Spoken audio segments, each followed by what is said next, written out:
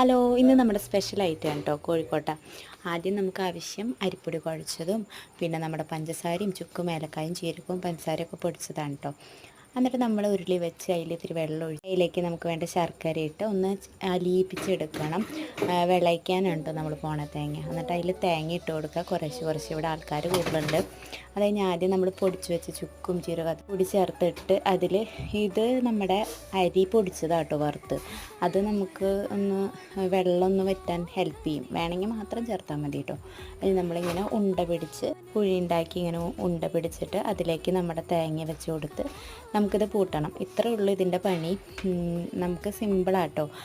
ഇത് തിന്നാൻ തന്നെ നല്ല ടേസ്റ്റാണ്. പിന്നെ നമ്മളുടെ ക്രിസ്ത്യൻസ് ഓശാനയ്ക്ക് ഉണ്ടാക്കുന്നതാണ്. അപ്പോൾ നമ്മുടെ അമ്മച്ചി അത് വെച്ചു. നമ്മുടെ കോഴിക്കോട്ട റെഡിയായി. എല്ലാവരും ഒന്ന് ട്രൈ ചെയ്ത് നോക്കാം.